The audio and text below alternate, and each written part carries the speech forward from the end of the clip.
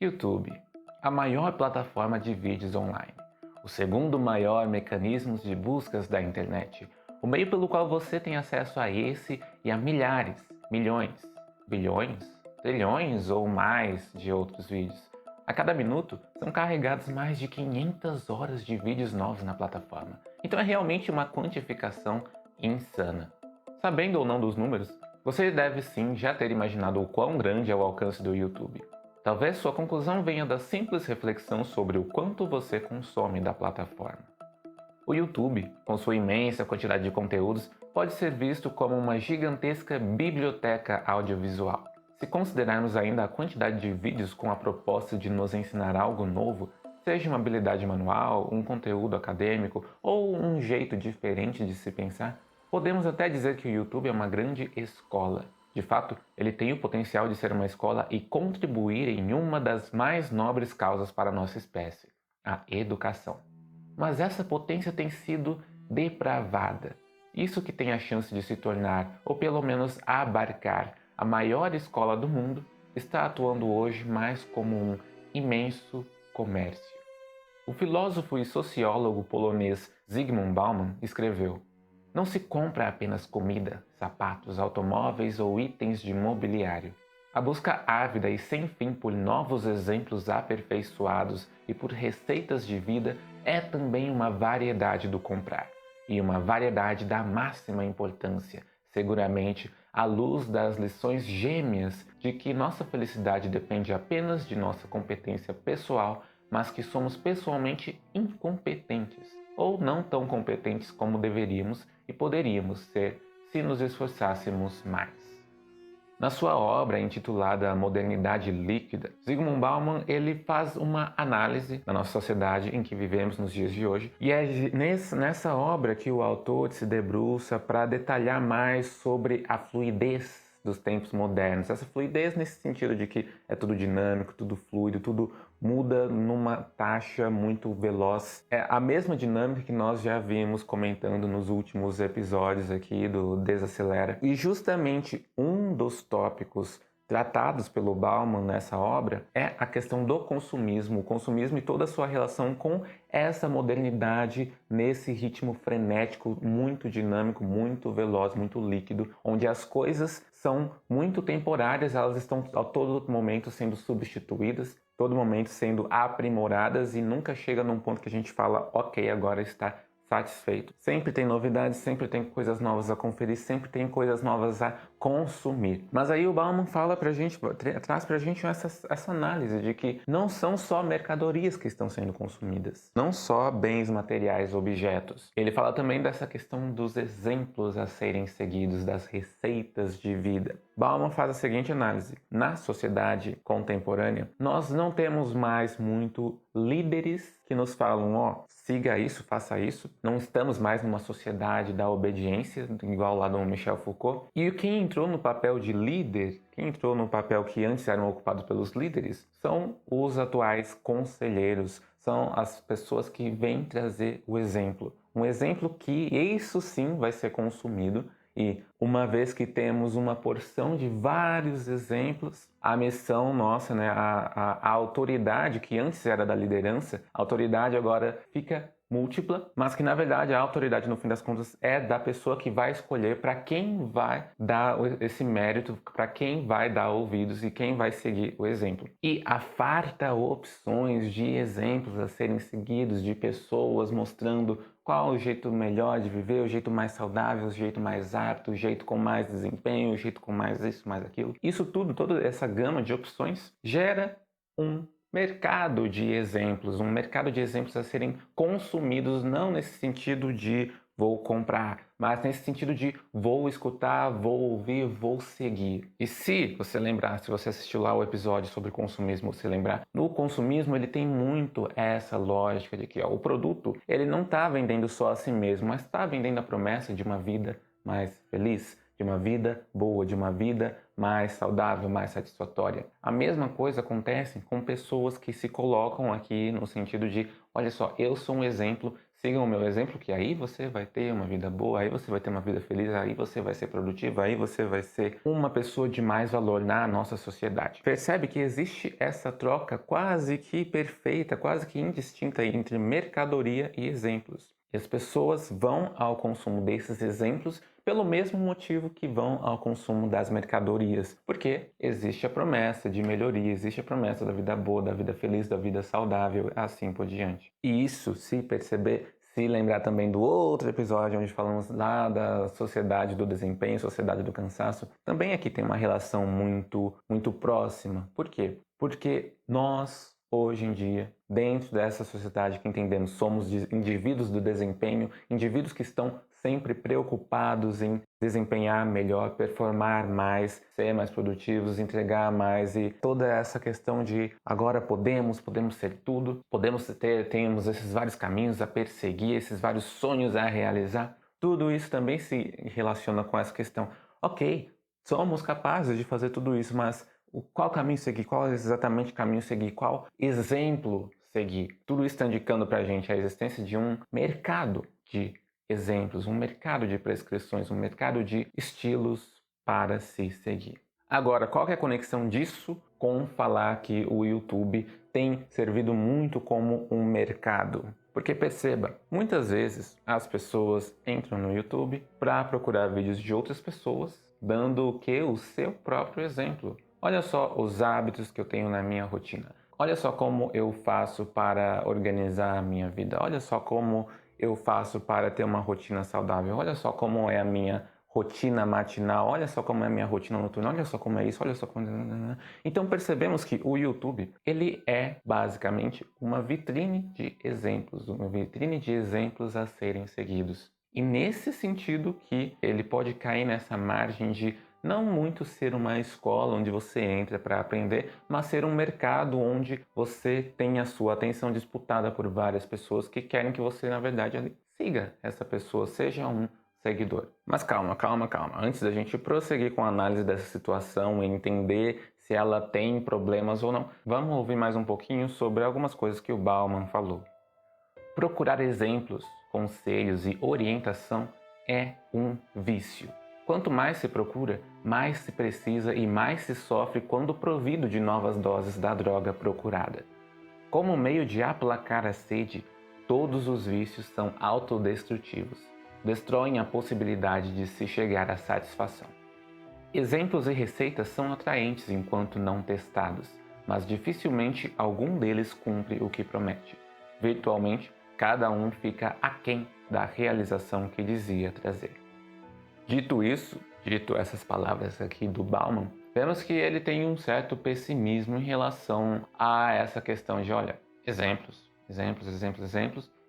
que prometem algo que não cumpre. E aqui é exatamente a lógica que a gente enxerga no consumismo. Consumismo, vários produtos, várias propagandas prometendo coisas que são incapazes de cumprir num nível intrínseco, porque se um objeto que você compra, a compra que você fez, garante a sua satisfação completa e determinada, você não vai fazer uma nova compra depois. Então, esse não é o interesse do vendedor. O interesse do vendedor é que você compre hoje, depois compre no outro dia, depois compra de novo. Então, ele não pode satisfazer a sua necessidade logo de cara, tudo de uma vez. E se exemplos são mercadorias nesse mesmo sentido, de que querem ser consumidos, também não podem entregar tudo o que prometem. É um paralelo que a gente fala, ó, ok, faz sentido.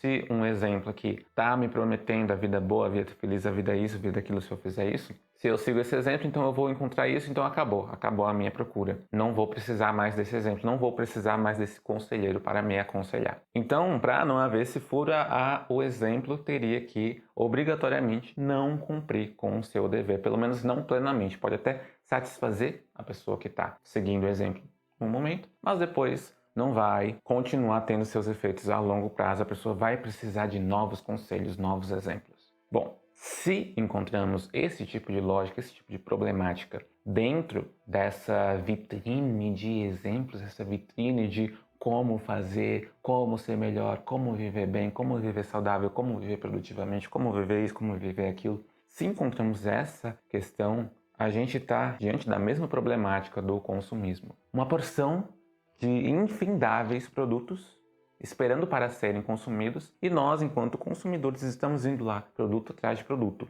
Só que aqui, no caso, no mercado que o YouTube pode acabar se transformando, a gente vai atrás de vídeo, sempre esperando o próximo vídeo vai ter a solução para os meus problemas. O próximo, e a gente continua seguindo, continua assistindo, continua sempre nessa busca incessante, naturalmente incessante, porque a sua lógica implica nela ser incessante, porque é sempre o próximo, que vai ter as dicas melhores, que vai ter os conselhos melhores, que vai ter as ideias melhores que vão realmente mudar a minha vida.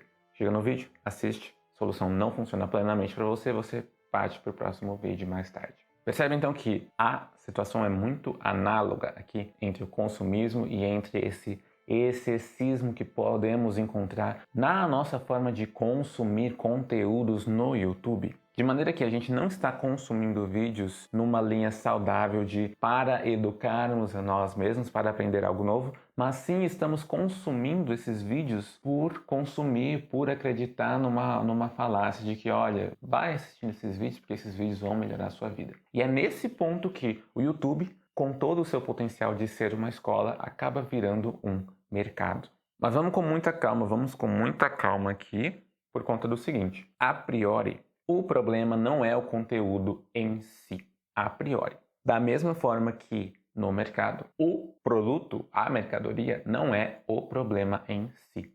Por quê? Mercadorias são soluções para vários problemas, apresentam várias utilidades. A gente compra porque, num nível mais básico, a gente tem alguma necessidade de ter aquele objeto desempenhando alguma função na nossa vida. Da mesma forma, os conteúdos que a gente encontra no YouTube, eles têm um potencial de ser úteis, eles têm um potencial de serem educativos, eles têm um potencial de agregar alguma coisa à sua vida. Então, o problema não é o conteúdo em si, a priori. Claro que, assim como no mercado existem mercadorias ruins, de baixa qualidade, de que você usa uma vez e ela quebra, ou então ela não serve para nada. No YouTube, muito bem, você também pode encontrar vídeos que não são nada com nada, vídeos que não têm nenhuma utilidade para você, vídeos que são uma total perda de tempo. O análogo é perfeito aqui. Da mesma forma, você pode encontrar mercadorias que vão ser, sim, muito satisfatórias e vídeos que vão ser, sim, muito úteis e muito pertinentes de serem consumidos. Então, o problema em si não começa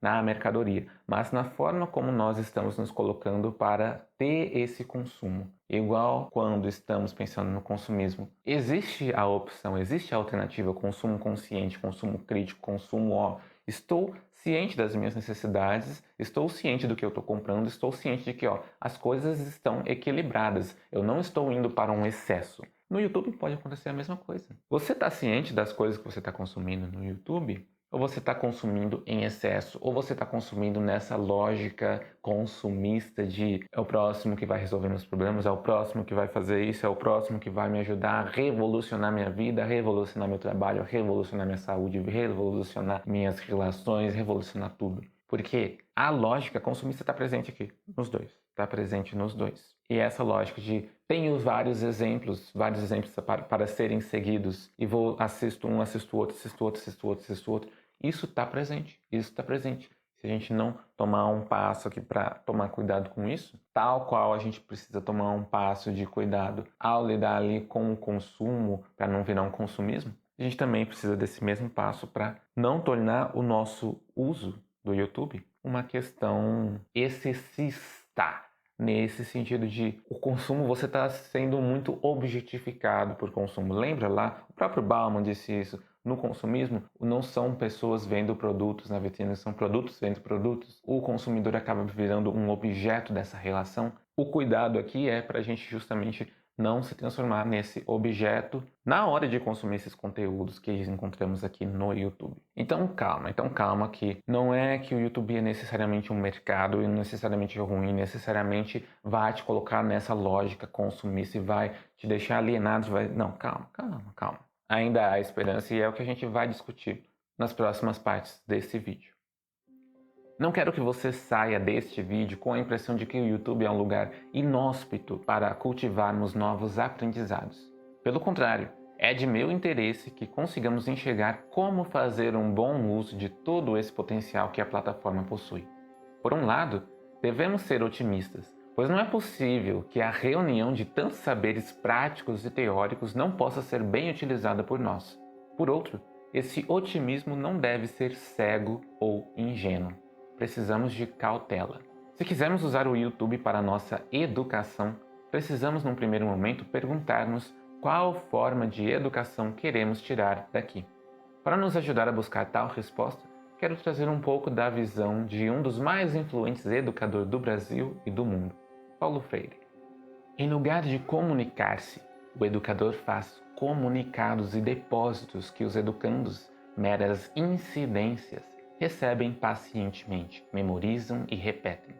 Eis aí a concepção bancária da educação, em que a única margem de ação que se oferece aos educandos é a de receberem os depósitos, guardá-los, arquivá-los. Margem para serem colecionadores ou fichadores das coisas que arquivam. Educador e educando se arquivam na medida em que, nesta distorcida visão da educação, não há criatividade, não há transformação, não há saber. Esses trechos que você acabou de ouvir foram retirados da obra Pedagogia do Oprimido, do Paulo Freire. É um livro onde ele faz a análise disso que ele chama de educação bancária. A educação bancária, ela é basicamente a forma de educação que você conhece, você provavelmente foi educado dessa forma, eu fui educado dessa forma.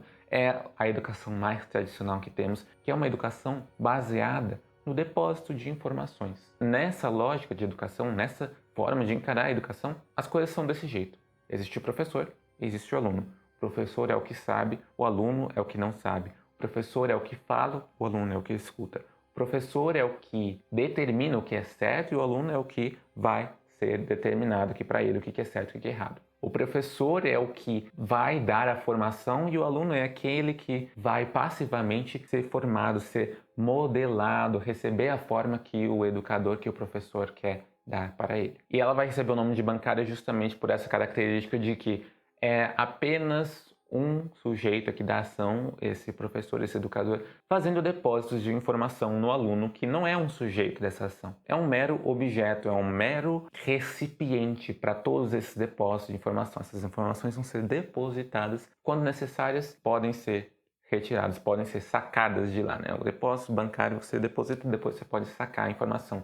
Ou seja, escuta aqui e quando precisar você repete. Essa é a análise que Paulo Freire fez da nossa educação, mostrando como ela é uma educação que é apassivadora. De certa forma, ela mata a criatividade, ela mata o saber verdadeiro, porque para o conhecimento ser verdadeiro, ele ser significante, ele ser relevante, ele precisa de uma participação ativa das duas partes aqui desse processo, do educador e do educando.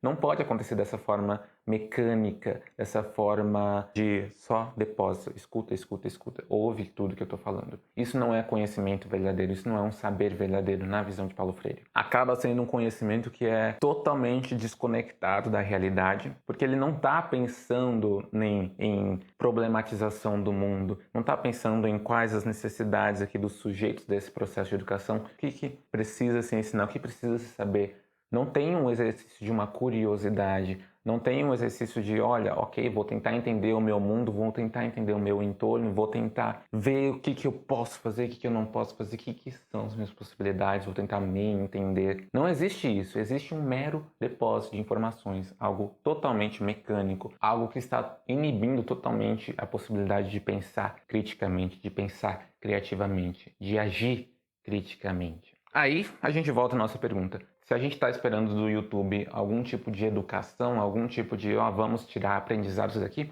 a gente precisava se perguntar, que tipo de educação a gente quer receber daqui? Pois bem, se quisermos uma educação bancária, tal qual Paulo Freire está criticando aqui na sua obra, se quisermos uma educação bancária, então a gente não precisa fazer nada, porque acredito que já é o que está aí. Porque se repararmos, a lógica consumista dentro da plataforma aqui do YouTube, ela é baseada em quê? Pessoas falando de um lado da câmera, pessoas ouvindo de outro lado da telinha. Fala, ouve. Tem essa natureza bancária de... São as pessoas que estão ali, que estão falando, elas devem saber alguma coisa. Elas devem saber como que é o jeito melhor de se viver. Elas devem saber qual que é a melhor rotina para se viver bem, para se viver saudável, para se viver produtivamente. Elas devem saber das coisas.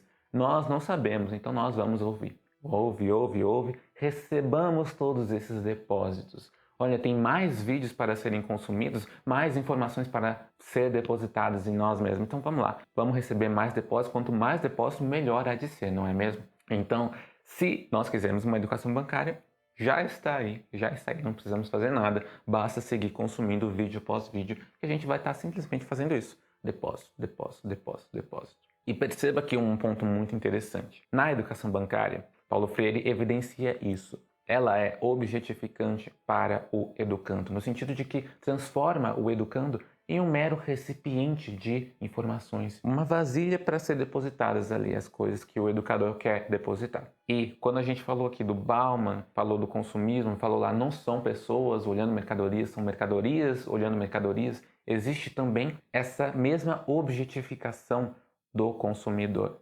Por quê? O consumidor agora é só um mero alvo das propagandas, um mero alvo do mercado, um mero alvo desse consumo, que tem esse papel de simplesmente consumir, consumir, consumir.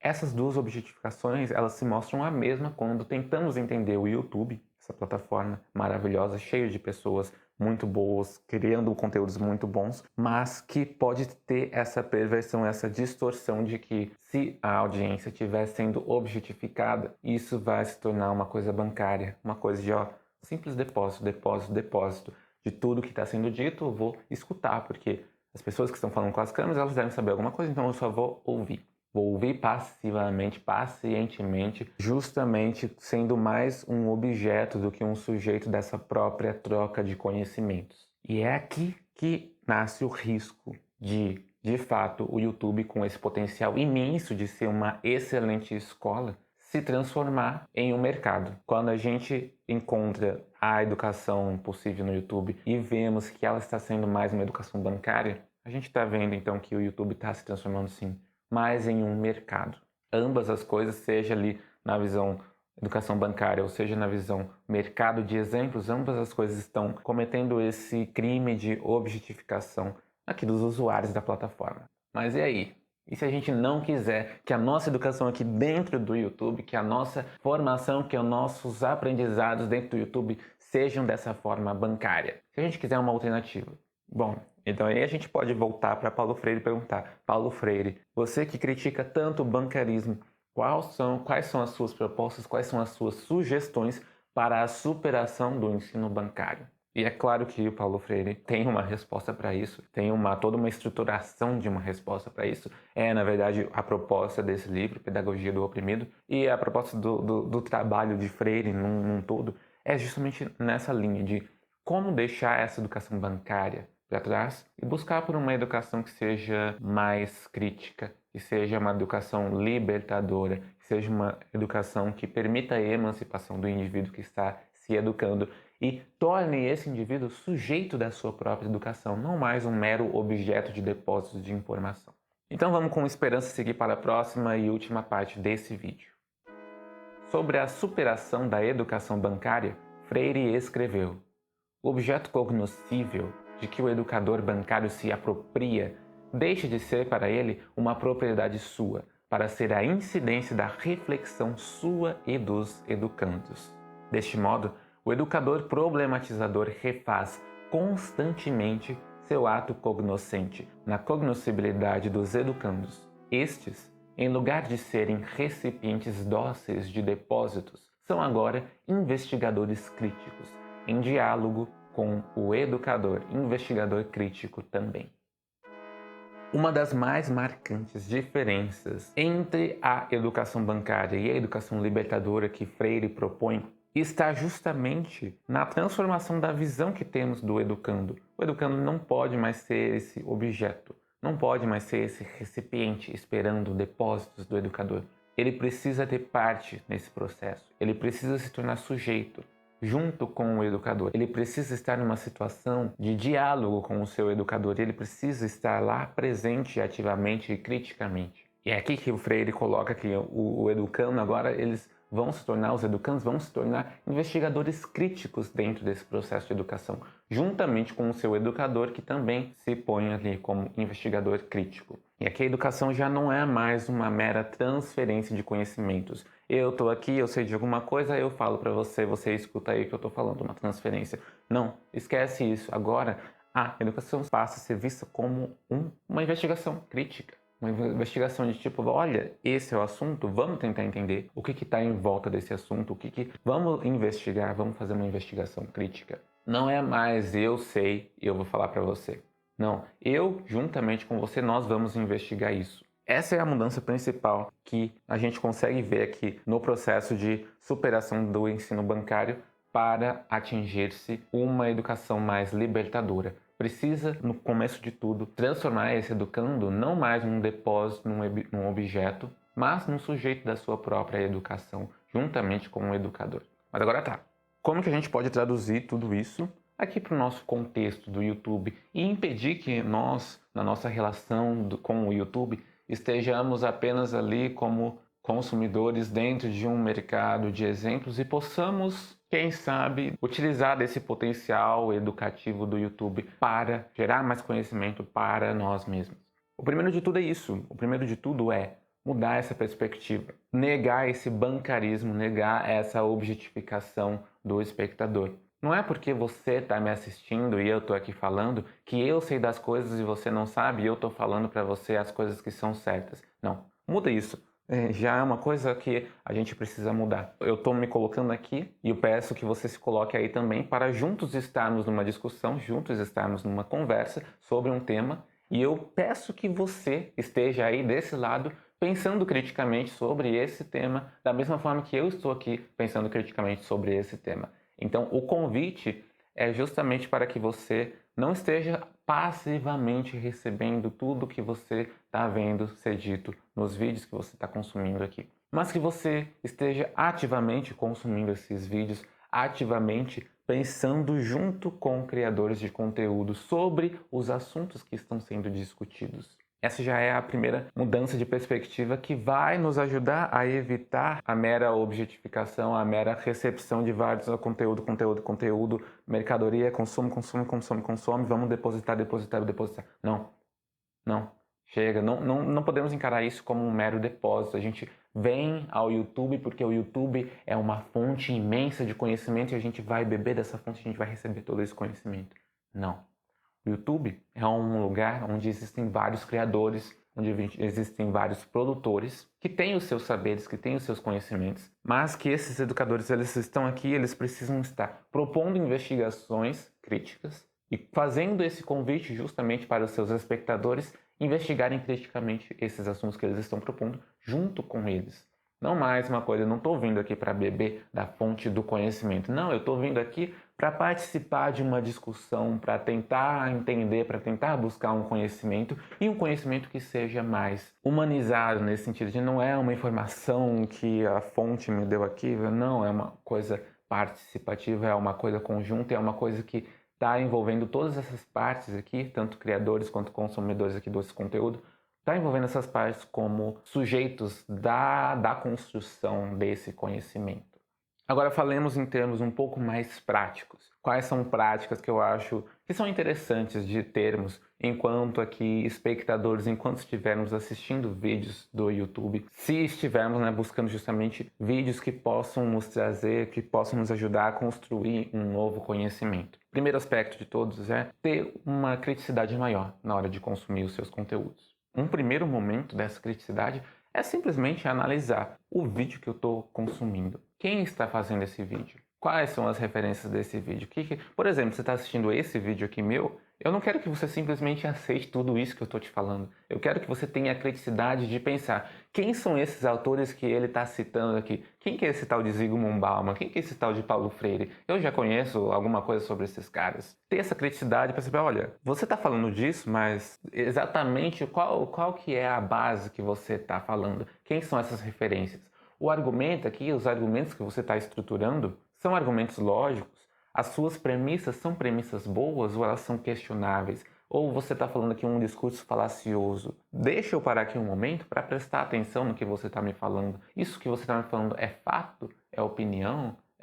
O que é isso que você está me apresentando aqui? Aqui um relacionamento aqui não só de uma criticidade, mas também de um certo duvidar, um senso de colocar dúvidas, colocar questionamentos, não simplesmente aceitar passivamente, mas se colocar aqui na minha conversa, ó, eu estou conversando com você e eu quero saber se você está falando sério comigo. Deixa eu ver aqui quais são suas referências, deixa eu ver aqui quais são seus argumentos, deixa eu ver se eu concordo com seus argumentos, se eu concordo com a sua estruturação aqui, o seu encadeamento de argumentos, ou se eu acho que tem alguma falha. Percebe que ao nos colocarmos nessa posição de eu estou ativo aqui nessa conversa, nessa discussão, nessa tentativa de gerar um novo conhecimento, você não para de simplesmente aceitar o que é dito e você vai investigar. Percebe que, novamente, essa questão, investigação crítica.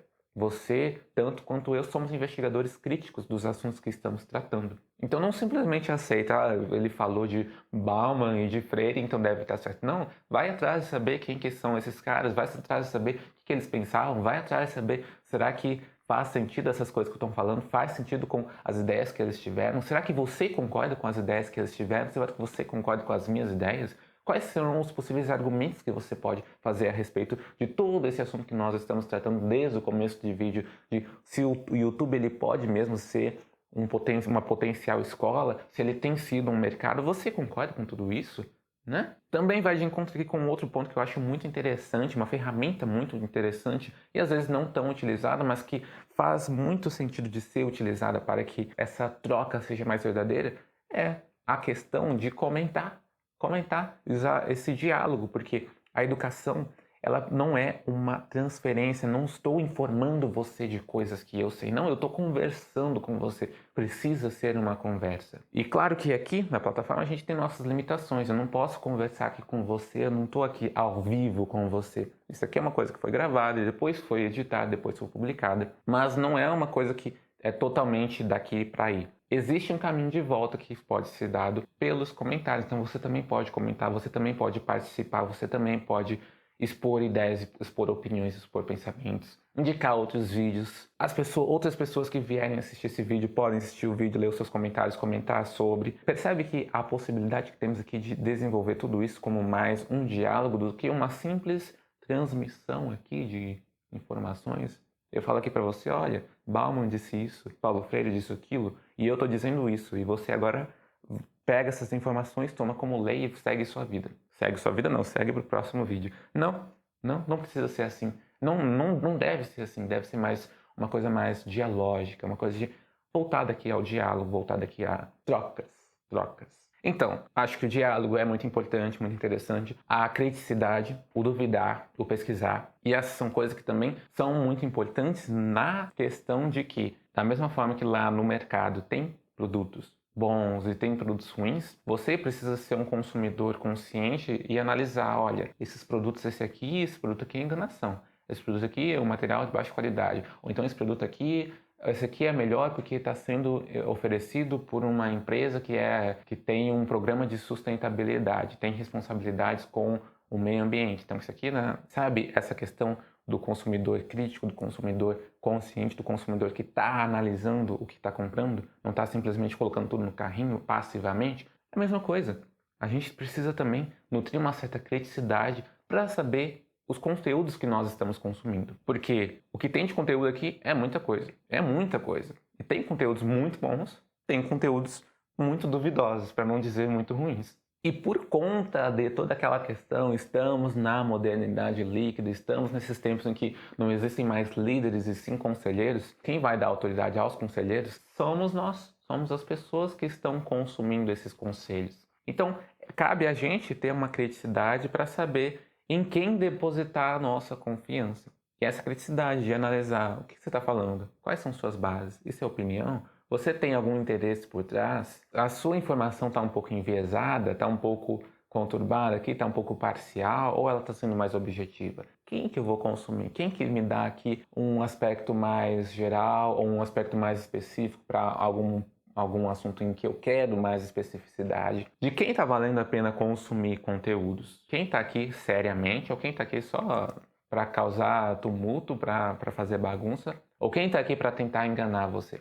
Acredito que essas três partes vão existir. A pessoa que está séria, a pessoa que está tentando te enganar, ou a pessoa que só está querendo fazer bagunça. E é essa questão de ser crítico, de duvidar e de pesquisar e de se inquietar. Essa inquietação é muito importante. Freire fala muito dessa inquietação, da importância de manter viva essa inquietação do educando, porque é a partir dessa inquietação que ele vai construir, ter essa oportunidade de construir os seus conhecimentos. Essa inquietação aqui é absolutamente também necessária, a inquietação de saber, ó, em quem eu posso confiar, em quem eu posso ouvir, com quem eu posso conversar. E quem que, na verdade, não está falando nada com nada, é melhor descartar. É uma coisa essencial. Esses dias eu fui assistir um vídeo de um canal, eu não vou mencionar aqui o canal, porque não como que eu vou falar que não é algo positivo para o canal, eu não vou nem dar o trabalho de mencionar o canal. Mas eu fui lá assistir o vídeo do canal, coloquei lá um vídeo, era uma coisa que tinha um teor um pouco político. A pessoa do canal começou a falar algo que lia alguma coisa, ele tinha um ponto a provar, ele começou a discursar ali alguns argumentos. Só que a base desses argumentos era totalmente vazia. A base era totalmente falaciosa. Só que ele falava com uma energia, com uma coisa que, se você não estiver prestando atenção no que ele está falando, você simplesmente chega lá passivamente para receber aquilo, você vai receber aquilo e você vê ele falando com tanta energia, com tanta ênfase, com tanta convicção, que você fala, esse cara tá certo. Esse cara tá certo, e eu aqui agora eu vou seguir esse cara porque ele tá certo, obviamente tá certo. Mas não, se você para, eu assisti aquele vídeo, eu assisti vendo a forma como ele estava argumentando, era totalmente vazia. Sabe quando você prova o seu argumento de forma recursiva, utilizando o próprio argumento? Tipo, eu tô certo porque eu tô certo. Né? Se eu não tivesse certo, eu estaria errado. Se eu tivesse errado, eu não estaria certo. Então eu tô certo. Sabe uma argumentação assim? É claro que o vídeo não foi assim, não foi uma argumentação aqui totalmente vazia, mas analisando com mais criticidade, com mais atenção e sabendo que não é que ele está gravando um vídeo, então ele sabe das coisas e eu vou assistir um vídeo, eu vou só escutar. Não, deixa eu ver o que ele está falando, deixa eu ver se faz sentido, deixa eu ver se é coerente. Eu fui ver e não era coerente, não era nem um pouco coerente. Então, no fim das contas, um vídeo que você assiste, que você consome aqui no conteúdo, principalmente esses vídeos que são mais aqui, falam de ideias, falam de teorias, falam de formas de viver a vida, dão exemplos, dão o que acreditar, o que seguir, o que fazer. Esses vídeos pedem muito essa criticidade, saber, não é simplesmente um vídeo que vai estar depositando informações que você não precisa duvidar. Não, é bom você duvidar, é bom você ter uma dúvida, é bom você cultivar uma dúvida. Deixa eu duvidar, deixa eu ver se faz sentido, deixa eu ver se eu concordo, deixa eu ver qual é a minha opinião, deixa eu ver... Fundamental. Isso vai te transformar de não ser um mero objeto para ser um sujeito ativo na sua formação, na sua busca por uma construção de um novo conhecimento que você pode estar construindo a partir do contato com esse vídeo. E aqui uma outra questão que também é muito importante, que também de ser feita, de ser analisada, de ser pensada, principalmente quando nós falamos aqui, dica para você fazer isso, dica para você fazer aquilo. Sabe essa questão de venda, de como viver bem, como viver melhor, como viver saudável, como viver produtivo, sabe toda essa questão de produtos que estão prometendo uma coisa, compra, que assiste o vídeo que a sua vida vai mudar da noite pro dia? Primeiro de tudo, não espere que só assistindo um vídeo você vai, a sua vida mudou agora. E aqui volta, né, no que o Bauman estava falando lá, né? As fórmulas são impressionantes, pelo menos até o momento em que elas não são testadas. Elas são impressionantes, elas são mirabolantes, elas são revolucionárias, muito chamativas. Mas aí depois você pode testar, não funcionou, aí você vai para a próxima forma, assistir a outra conteúdo. Então, aqui tem uma questão de que, para tudo isso fazer sentido, para muitas vezes um conhecimento que você está construindo a partir de um momento de contato aqui com um vídeo, para esse conhecimento fazer sentido, ele não pode simplesmente ser falado e ser recebido e ser ok. Precisa-se de prática. Muitos conhecimentos eles precisam de, eu te falei uma coisa, eu te falei uma ideia, eu te mostrei alguma coisa, como fazer alguma coisa. Precisa de também uma parte sua ativa de, tá bom, deixa eu pegar isso que eu vi, deixa eu aplicar, deixa eu fazer, deixa eu praticar, ver se faz sentido. E não só a prática, não só uma prática de, você me falou 1000 coisas, eu vou seguir essas 1000 coisas que você falou, agora ok. Não só isso, não só praticar, não só testar, mas ter uma reflexão sobre a sua prática. Então é a questão de praticar e refletir sobre as suas práticas, sobre os resultados que você obteve. E você está ativo aqui na construção desse conhecimento. Se eu venho aqui e sugiro para você, rotina matinal, faça isso, sua vida vai ser incrível. Você pode chegar e pegar, ok, faz um pouco de sentido, vou pegar e tentar aplicar, aplica. E vê, não só para aí na aplicação, no teste, mas vê, o que funcionou, o que eu senti que não... Tenha esse papel ativo para tentar transformar essa informação que você recebeu ali, uma rotina matinal, transformar essa informação em algo que realmente, um conhecimento realmente seu, que você realmente vai poder utilizar. Olha, eu descobri que um bom horário para eu acordar é isso, se eu fizer isso é melhor, Se eu fizer isso, eu começo o dia mais disposto, etc. e tal.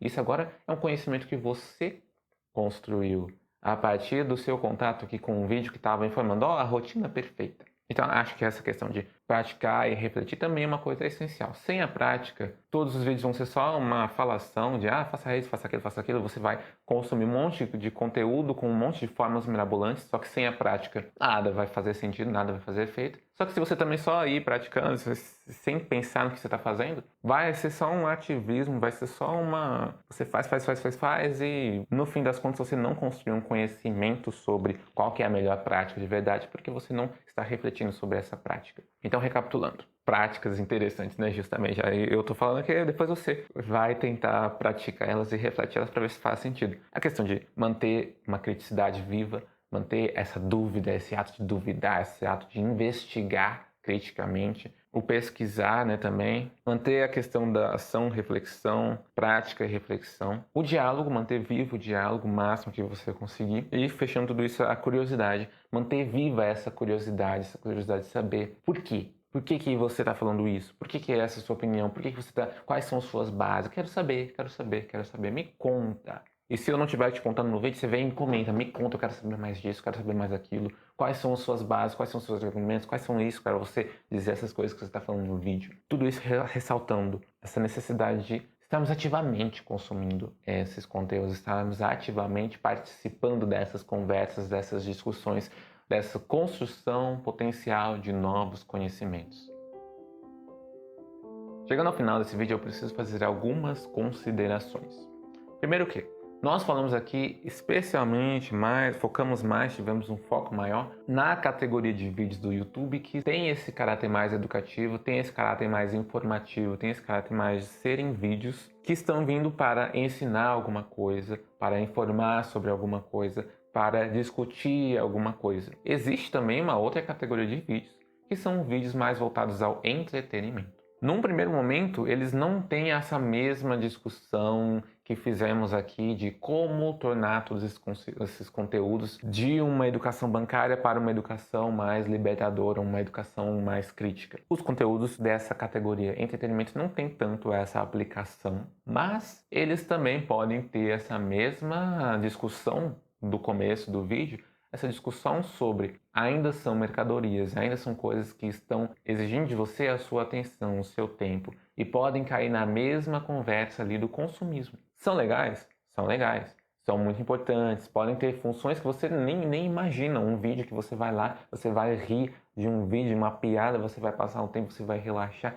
Maravilhoso. Maravilhoso vídeos de entretenimento. Mas existe também a questão de e se exceder? E se virar um excessismo, assim como lá no consumismo? Eu estou assistindo vídeo após vídeo, eu estou só aqui nessa lógica. Então, existe também, pode-se ter uma conversa sobre esses vídeos relacionados ali na questão de evitar excessos, de evitar que entremos numa lógica de que isso aqui eu não estou vindo aqui só para passar um tempo, mas eu estou vindo aqui porque eu virei uma mercadoria desses vídeos de entretenimento que querem só a minha atenção. Valeria essa conversa também para eles. Mas o foco da nossa conversa maior mesmo foi para esses vídeos de um teor mais educativo. Então, nem tudo que conversamos, principalmente na segunda parte do vídeo aqui, sobre educação bancária e como melhorar o nosso aproveitamento dos vídeos, essas coisas não se aplicam diretamente a esses vídeos de entretenimento. Então, cuidado. Então, essa é uma ressalva necessária de fazer nesse final de vídeo. Mas, no fim, acho que é interessante ressaltar esse otimismo de que o YouTube tem potencial.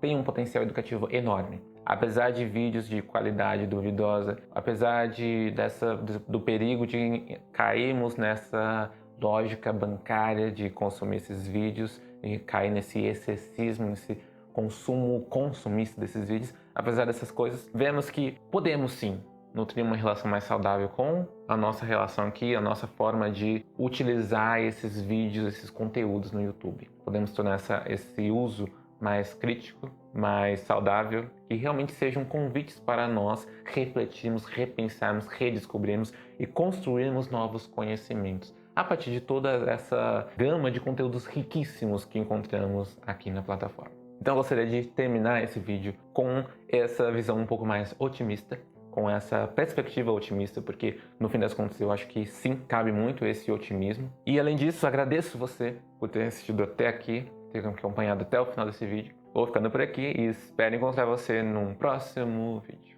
Tchau, tchau.